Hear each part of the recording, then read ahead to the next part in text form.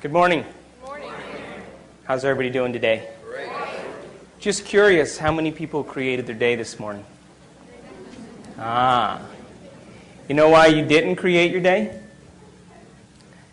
Because you don't believe it's possible yet.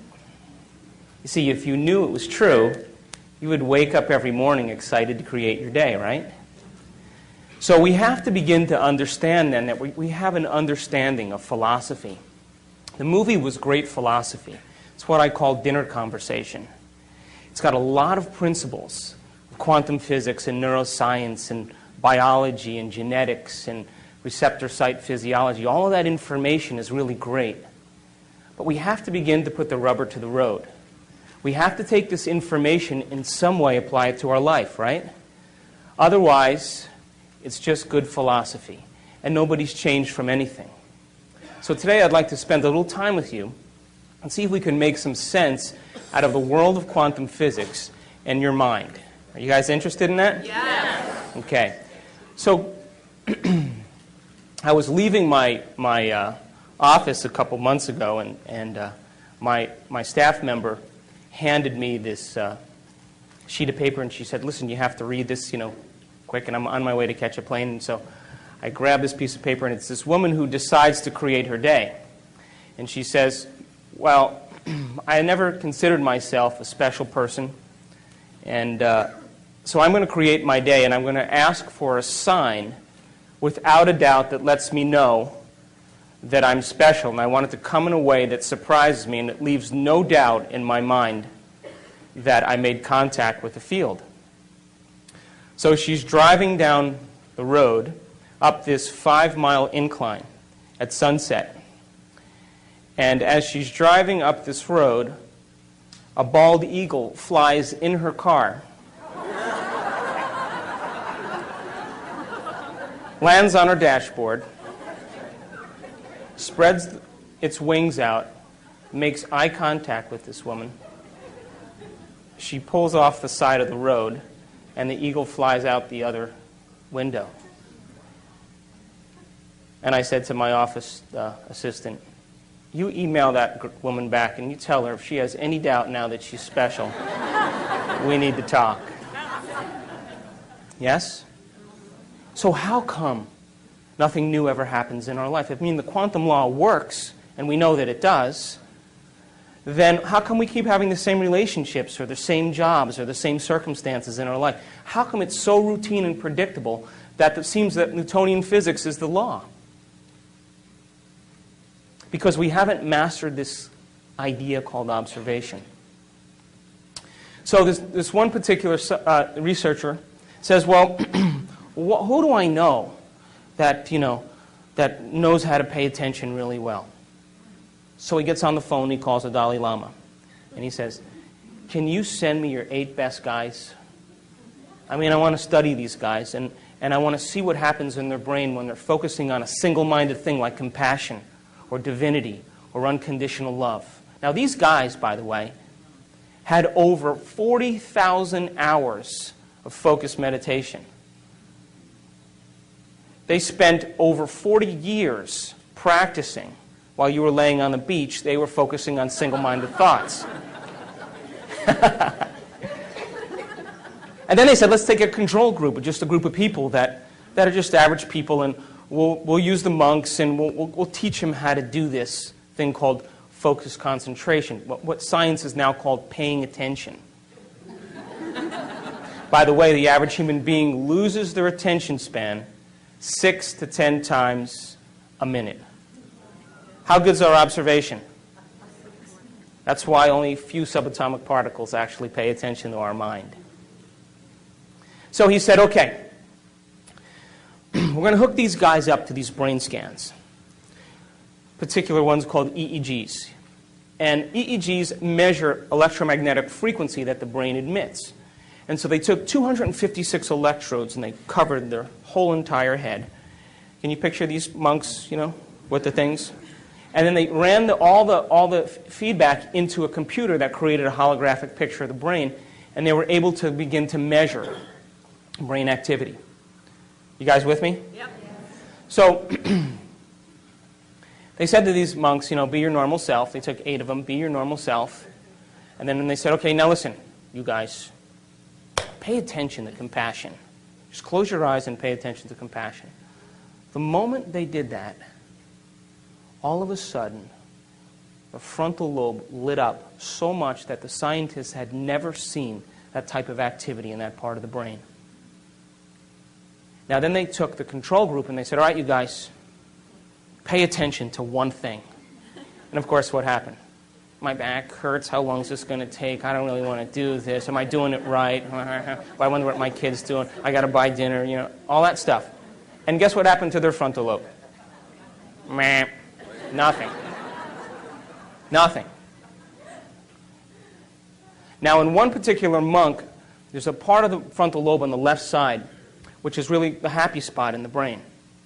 And this guy's left frontal lobe was so ignited that the scientists said, this guy's got to be the happiest guy in the world. We had never seen activity like this before. But then the scientists began to think about this, and what they said was, maybe paying attention and concentration and observation is a skill. Just like tennis or golf, and you can improve it if you keep practicing it.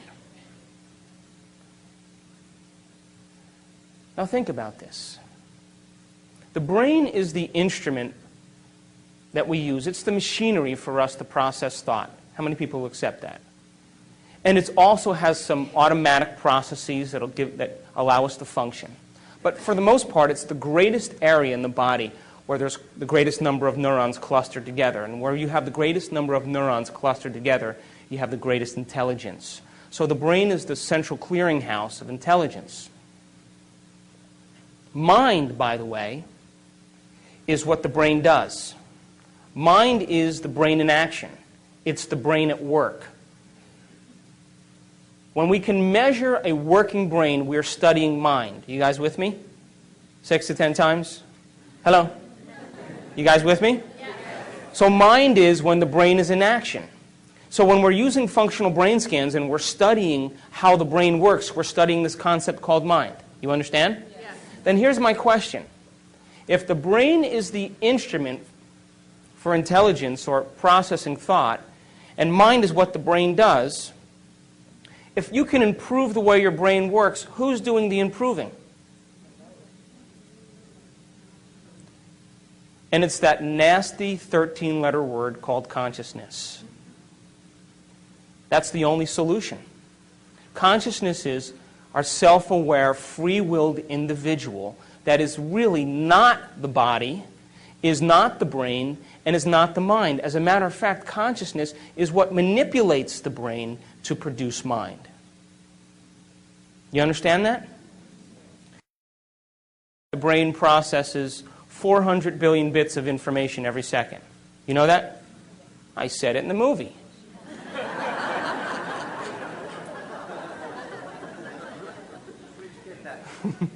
But we're only aware of about 2,000 of those 400 billion bits of information. And you know what those 2,000 bits of information have to do with? 3 things, and only 3 things. The body, the environment, and time. That's it. Does your back hurt? You have a headache? Are you tired? Is it too cold in here? Is it too bright in here? Is it too dark in here? You like the way the person smells sitting next to you. You even like the person next to you. How long is this guy going to talk before we can break? And that's where all of our self-awareness is on. It's only on the body, the environment, and time. And yet billions of bits of information is being processed by the brain. Now, when we can take consciousness, self-awareness, and move it away from the body, the environment, and time, we no longer have to live by the laws of the body, the environment, and time. And when we're able to do that, we begin to open the door to walk into the quantum field. Now, it's true I've been studying spontaneous remissions of diseases. It's kind of been my interest for the last 7 years. People that have had cancer and diabetes and emphysema and endocrine conditions, thyroid conditions, heart disease, high blood pressure, high cholesterol levels, rare genetic disorders that even medical science didn't have a solution for.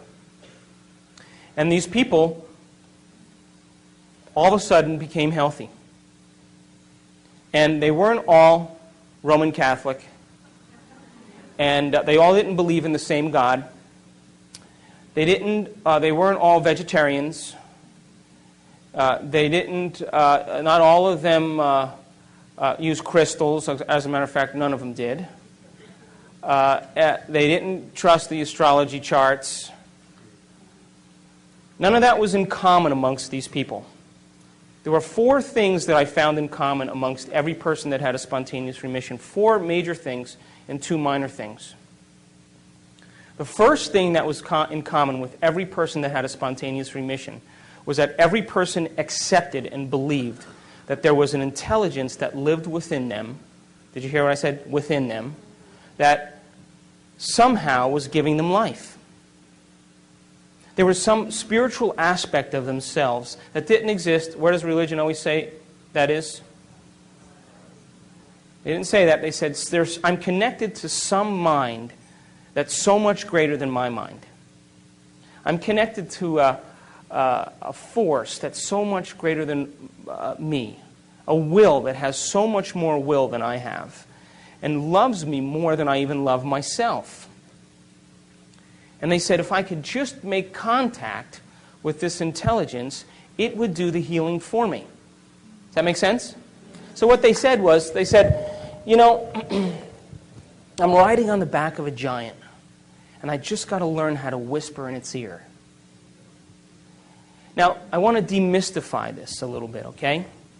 Because when we talk about spirituality or spiritual, laws, everybody all of a sudden has no imagery in their brain to be able to process that, right? It's nebulous. But so let's demystify that. Do you know that intelligence gives life to every human being on this planet? It holds order in the universe, and you're connected to it.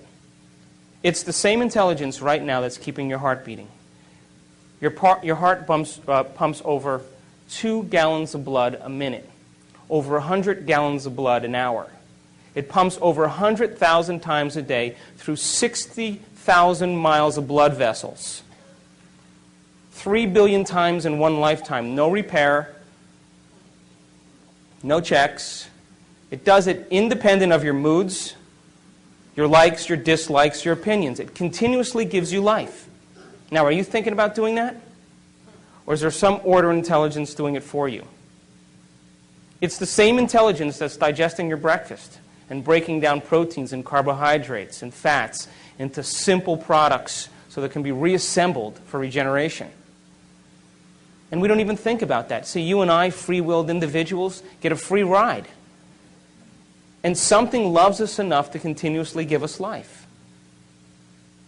It's the same intelligence, by the way, that's making 10 million cells every second, because you lose 10 million cells every second. Whoops, you just made another 10 million. Were you thinking about that? Or is something loving you enough to give you life? And that in every single cell in your body, out of the 100 trillion cells, one cell goes through 100,000 chemical reactions a second. Now multiply that by 100 trillion. And if you don't think that we're connected to a greater mind, we need to rethink it.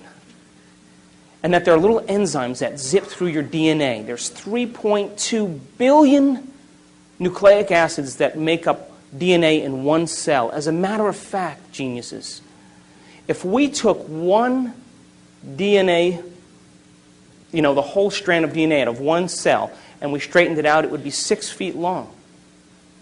You have enough DNA in your body to go from here to the sun and back 150 times. So they said, something has assembled who I am. It's got a greater mind than I do, because I don't know how to do any of this stuff. And it's got a greater will than I do, because I don't think I can keep my heart beating more than a few seconds without thinking about my Visa account.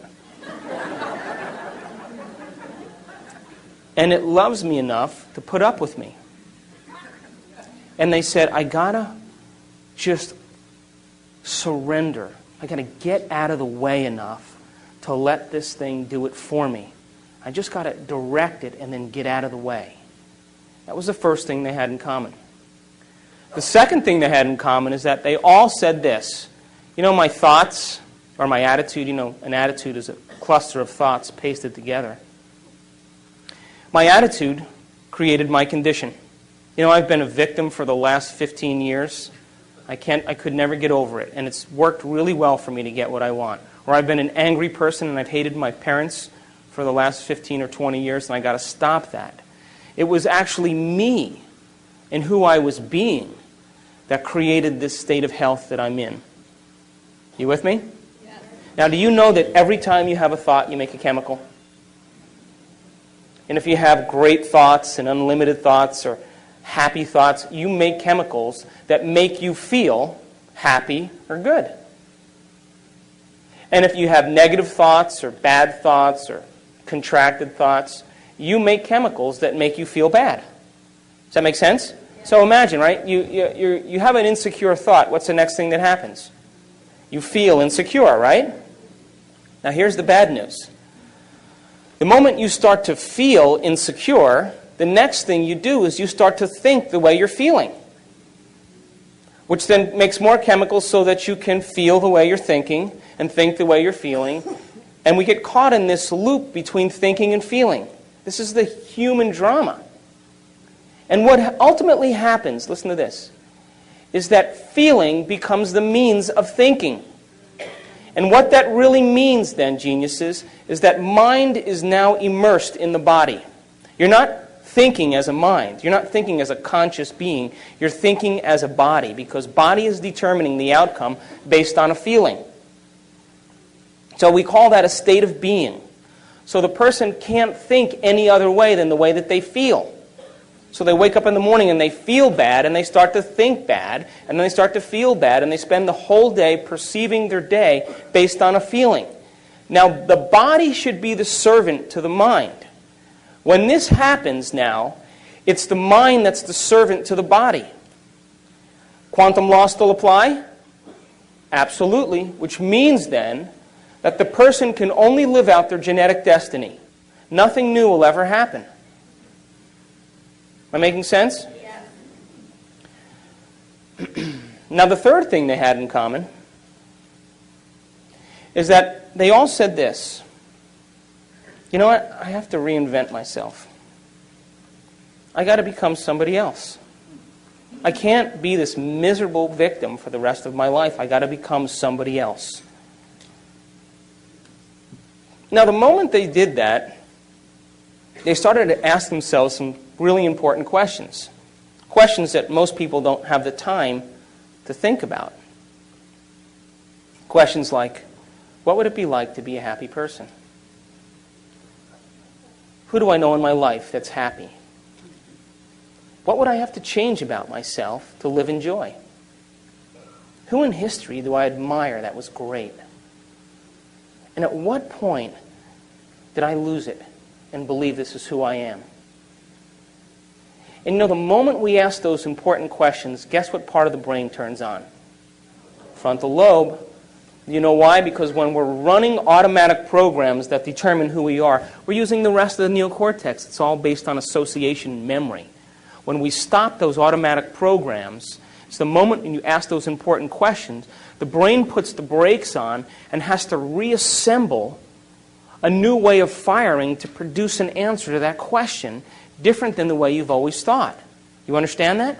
So they put the brakes on to the automatic programs and they said, what would it be like? They started to speculate because the brain, the frontal lobe is the speculator. It's the part of the brain that likes to examine the what-ifs.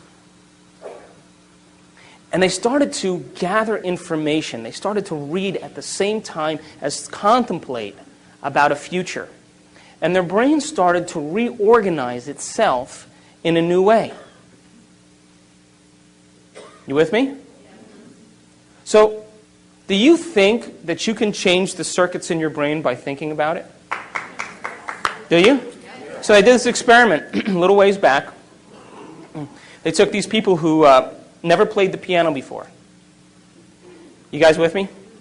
And they separated them into 4 categories. And they said, listen, we're going to scan your brains before you learn these exercises, and then we're going to scan your brain after. And all you have to do is show up for 2 hours a day in practice for 2 weeks. Okay? And just follow the instructions.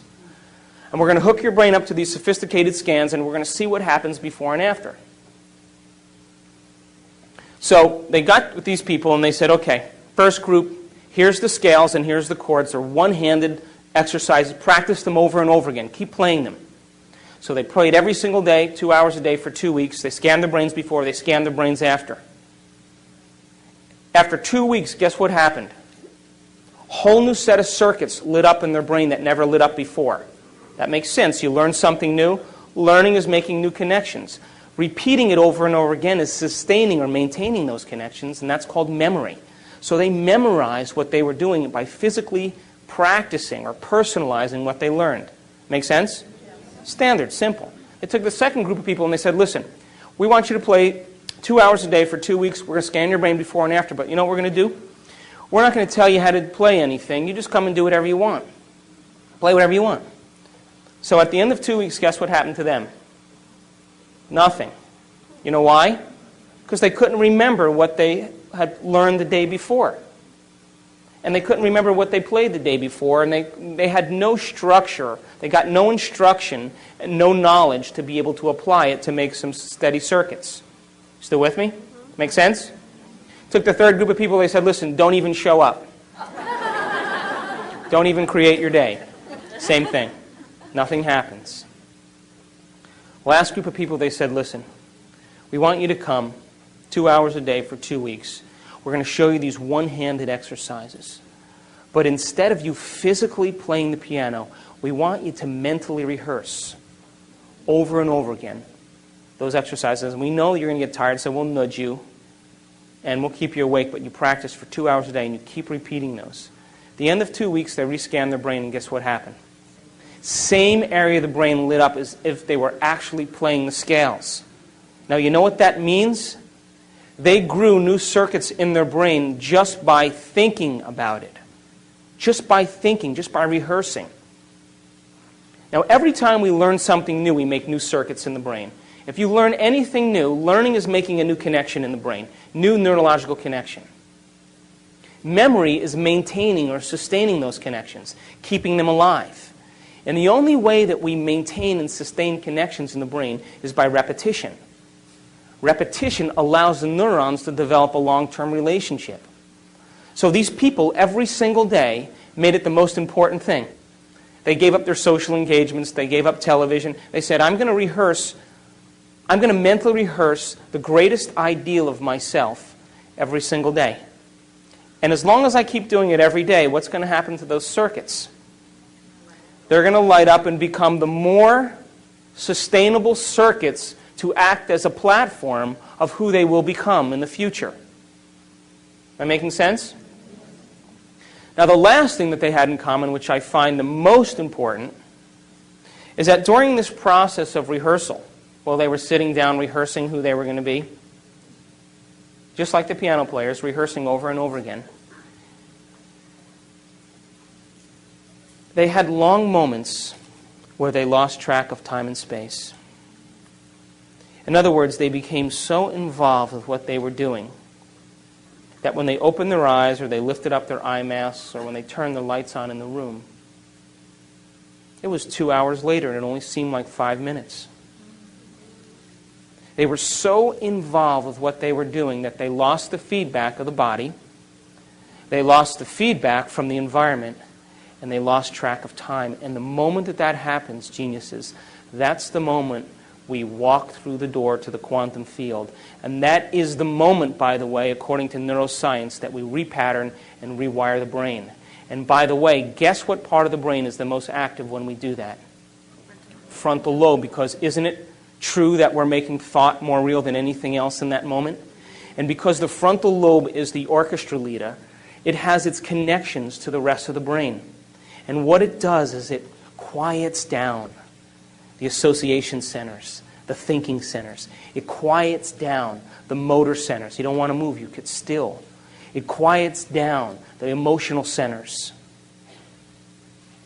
And the only thing that's real is the thought. And when we capture that thought in the frontal lobe, when the frontal lobe captures it, as we hold that thought there, what happens is the rest of the neurons in the brain will pattern and make circuits to capture that thought and reflect it as a footprint of whatever we're focusing on. Does that make sense? Because it's as if we're experiencing it. And when we make new circuits in our brain, by the way, do you think that we'll perceive things that maybe already existed but we never really saw? Do you think that's possible? Do you think that the person who lives practicing being a victim every day gets good at it?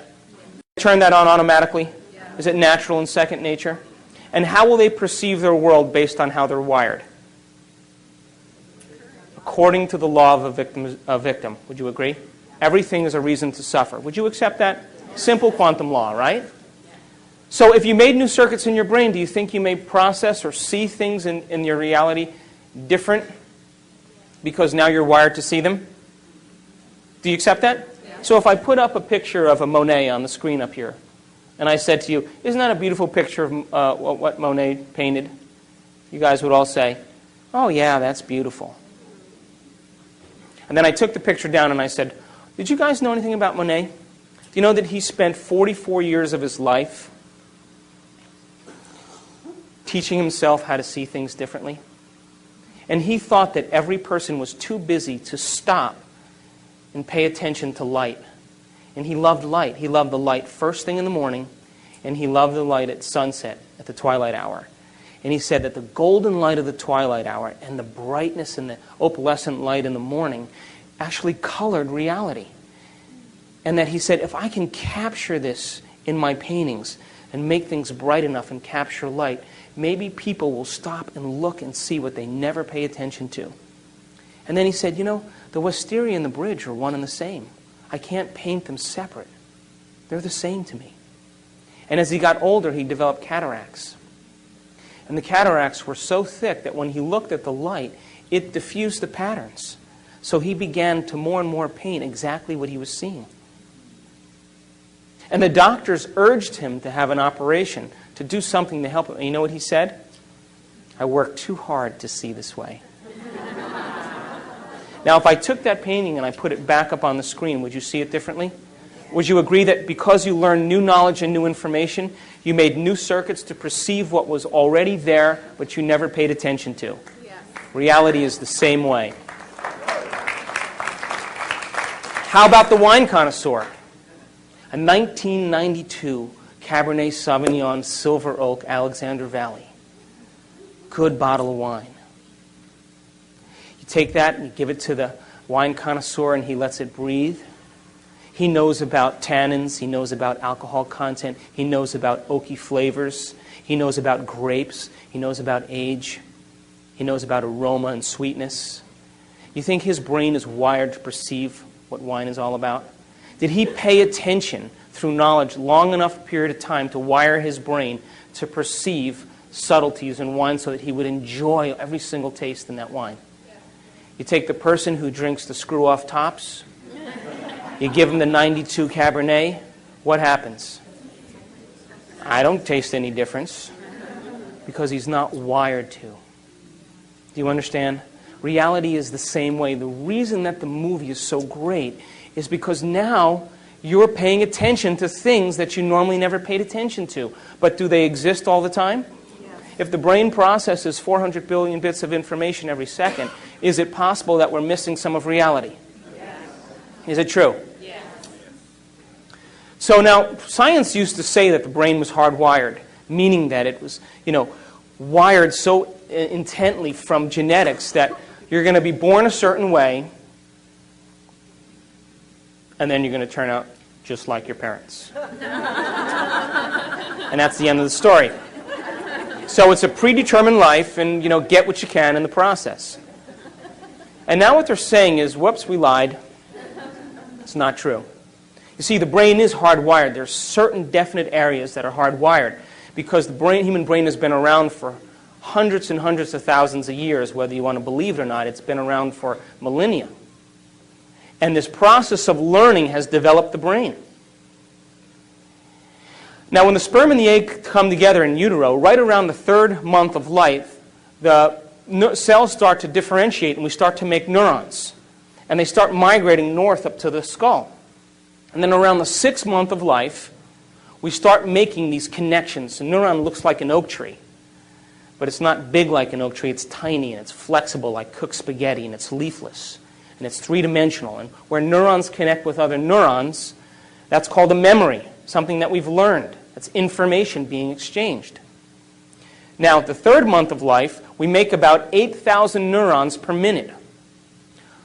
At the 6th month of life, those neurons start making connections, and we make about 4 million connections a second, all the way through the time we're 2 years old. So the brain becomes this 3-dimensional tapestry of neurological connections. And what's being transferred to the fetus is knowledge, pre-programmed connections, so that you can turn your head towards a sound. And you know what to do when you're sad. And you know what to do in case there's a threat or stress from your environment. So we have certain pre-wired patterns that have been shaped and developed from eons of trial and error. And one brain, human brain, looking next to another human brain looks almost exactly the same. As a matter of fact, if I took 2 brains and unscrewed your head and placed them side by side, you wouldn't really tell who was who, because the same folds and convolutions are similar from brain to brain. That's like your hand. Everybody's got a hand, right? It roughly looks the same. But then those intricate connections and patterns that form, those connections and circuits that form then, become the fingerprints of who we are. And we get specific traits, propensities, and characteristics that are inherent from our parents. And by the way, those are the things that they've learned. Those are the things that they've experienced. Those are the propensities and traits and emotional tendencies. So you may inherit your mother's insecurity and your father's anger. You may have your father's intelligence and your mother's creativity. But they're going to contribute their best. In other words, they're going to give the fetus, they're going to create a new being, and they're going to give to them what they've practiced the most. You understand? Now, that's only, by the way, 50% of who we are. No one likes that, but it's true. It's 50%. That's it. The other 50% is up to us to begin to make our own circuits and our own connections. Now, there's only 2 ways that we make connections in the brain. Only 2 ways. The first way we make connections in the brain is from knowledge that we gain, information, philosophy. Every time you learn something semantically new, every time you learn a new bit of information, you made a new connection. Did you guys make any connections today? So learning is making those connections. So it would be like if I handed you a book on how to ride a bicycle. And I said, read the whole entire book because I'm going to test you in 2 weeks. Know how to change a flat tire, know how to tighten the spokes, know how to shift gears, know how to brake, learn about this mystical thing called balance. And I'm going to test you in 2 weeks. And you would read that information and study it and repeat it till you did what? Repeated it enough till it was wired. Now it's being stored as a long-term memory. So that's philosophy, right? You're basically studying someone else's experience. And you are literally wiring your brain so that you can have that experience. Would you agree? Which, by the way, is the second way we make connections in the brain, is through experience. Experience is what enriches the brain. Now listen to this. Every time we experience something new, when we're experiencing it, all of our 5 senses are immersed in the process. What we're seeing and smelling and tasting and feeling and hearing, all of our 5 senses are picking up information from the environment and sending a rush of data back to the brain. And through these 5 pathways, this rush of data through 5 different ways causes neurons in the brain to fire and sting. And when they do that, they release these chemicals called neurotransmitters that make us feel a certain way. So the end product of an experience is called an emotion or a feeling. Still with me? So then, if an emotion or a feeling is the end product of an experience, then, if we keep experiencing the same emotions every day, what does that tell us? We're not having any new quantum law apply to that? As a matter of fact, if you keep your mind on those same emotions, by the law of the quantum realm, basically, we're putting our attention on something that we already know from the past. And what do we get? More of the same. So when we live by emotional propensities and emotional addictions, what we're really saying is, my observation is on something that's familiar to me based on the past, and I will keep observing it to keep it intact so that my future looks just like my past. And people who say, well, I don't want to, I'm suffering terribly, but I don't want to leave this relationship because it doesn't feel right. Which really means I'm too addicted to feeling to do anything else. Because the moment we give up the continuity of thinking and feeling, we break the addiction. All of a sudden, all the cells of the body, who are used to getting all those molecules, all of a sudden go like this. What is she doing up there? She's no longer providing the chemistry to make me feel the way I like to feel. So let's get together and they say, okay, well, let's send the message back up to the brain. Right? And all the cells send the message back up to the brain, and what happens? You start to hear these little voices, right? Go ahead, come on, get angry. Go ahead, come on, feel bad. That's because that's the body telling you that it's used to some chemical state. That's the body determining reality. And when the body determines reality, what it's saying is that we are living based on some past addiction. So emotions and feelings are the end product of an experience. And when we experience something, the feeling that we have from that experience helps us to remember the experience better. Would you agree? Absolutely. Do you know where you were on 9/11? Do you know? You know why you know that? Because you remember the feeling, right? So the feeling helps you remember the experience better. So if feelings and emotions are the end product of an experience, and the person is experiencing the same feeling every day, what does that tell you? They're defining themselves from some past experience. Are there new experiences, geniuses, to have in the quantum field that have new emotions? Could you create a new experience that's going to produce a new sensory feedback to the brain that's going to have a new emotion? And that new emotion then will help you to remember that experience better? And so can you picture in the quantum field future experiences that you would like to have that have nothing to do with survival? Yes. Nothing to do with pain? Nothing to do with sexuality, nothing to do with success and power and control, but all those virtues that we secretly hope for, those are the end products of being able to experience something different than survival. But you see, we're so wired for survival that the human being thinks that what's happening out there is more real than what's happening in here. Do you know that it takes 17 years, according to the latest research, 17 years for a new piece of information to be implemented into the current system? So we're living by past paradigms. The reason you're here, by the way, is because you believe in something else. Is that true? Yes.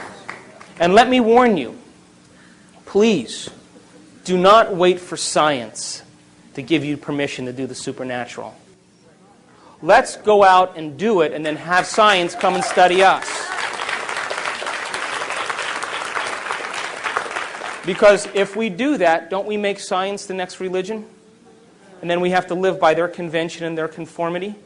Why not go out and try it out, apply the knowledge, so to have a new experience? And then, if you're able to do that experience over and over again, have science come and say, how do you do that? And you say, come and study my brain. I'll show you how it's done. Does that make sense? Yes. So experience then is the end product of when we apply knowledge. In other words, when you get on that bike and ride that bicycle now, wouldn't you agree that when you drive and you hit the curb and you fall and you skin your knee, are you gaining information from your experience? Yes. That your senses are processing it. And then you get back on the bike and you start to pedal and then you get a flat tire. You have to get off the bike and you start changing the tire and you scratch your knuckle on the spoke. Are you getting more information? Help you understand what it is to ride a bicycle? Then you get back on the bike and you start to pedal up the hill. And oh my God, your legs are burning. Are you still learning from the experience of how to ride a bicycle? You're remembering that. Then you get to the top of the hill, and all of a sudden you go down the hill and all the pain goes away and the wind is blowing in your face and your hair's standing up and tears are running off the sides of your face. Is your senses processing more information? Are you recording that about the experience of how to ride a bicycle? And you start pedaling so fast that the chain falls off. So you got to get off and change the chain. And as you're changing the chain, you put the chain back on and then you wipe your nose and get your grease under your mouth. And then you smell that smell. Are you still learning? Are you associating now from the experience of what it is to ride a bicycle? So the richness of life is experience. So knowledge and information is for the mind and the brain. And experience is for the body. And knowledge is the precursor to the experience. In other words, we're only limited by our knowledge.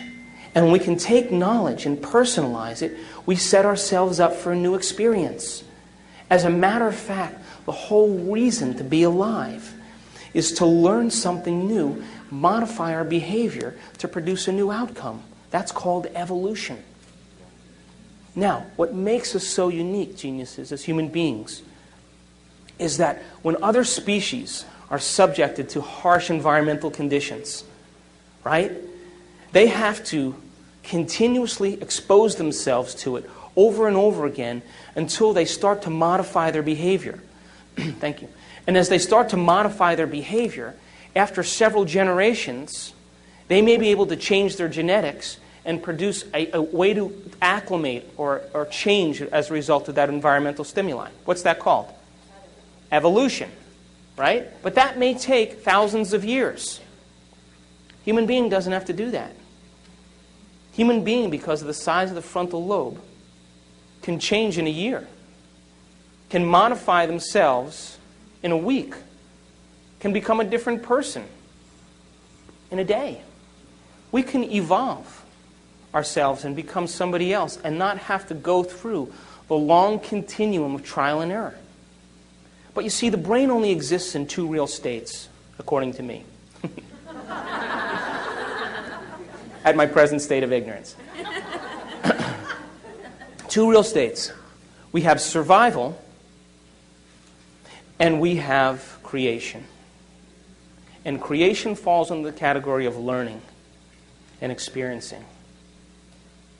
And survival falls under the category of responding to the environment so much that it then becomes, listen to this, it then becomes the environment that is creating our reality. Did you hear me? Because as the environment pushes the circuits in the brain and we respond to those environmental stimuli, the body becomes prepared for the threat or the stress, which then causes the brain to think a certain way, which then creates the same reality in the future. So we're these human beings with these big brains, but we're living in the rudimentary part of the nervous system that's based on survival. And by the way, 90% of the time that we're awake and aware, we're living in survival. You know, responding to the environment, allowing the environment to determine our internal state. And the confusion we have as human beings, you see, the present moment right now is created from the thoughts of where? Right? So then the thoughts of now are creating what? So most people, though, they say, I'm going to sit down and create my day. I'm going to sit down and create wealth.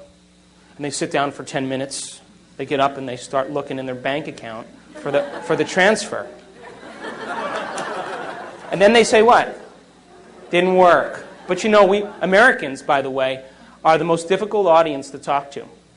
We go to South America, we go to Europe, we go to Asia. People accept this. But Americans are so desensitized to so much stimuli. They get, 2,000 channels on their television. They have opinions about everything. They're into convenience. If your internet connection doesn't come up in 30 seconds, you're like...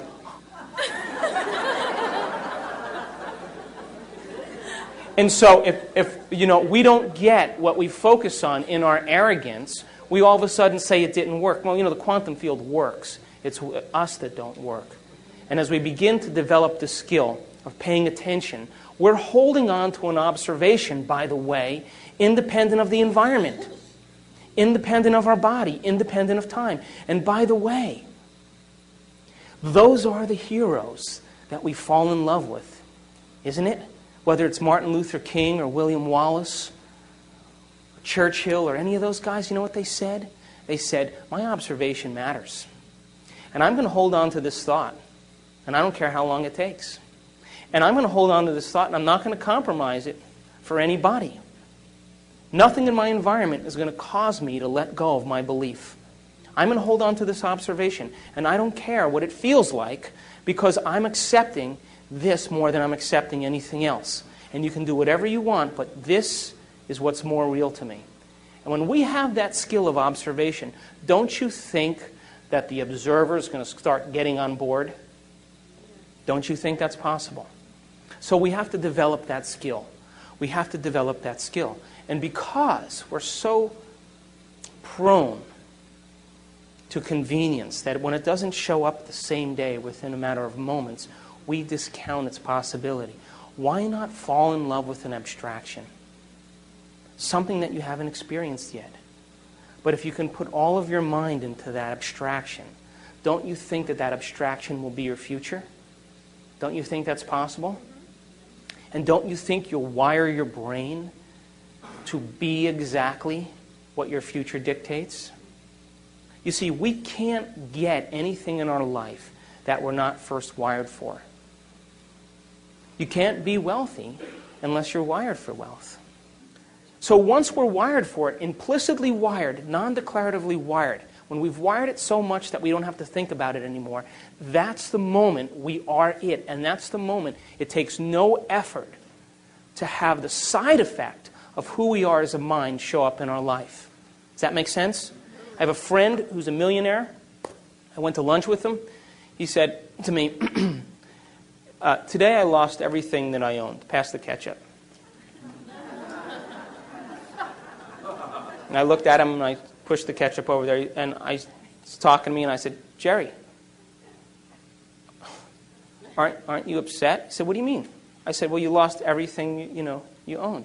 He said, what? He said, I am money. I've made it thousands of times. I've made it 100 times. I'm going to go make it back in 2 weeks. So the question is, who are we going to rehearse ourselves to be every morning? Can you rehearse in the morning your greatest ideal and activate those circuits?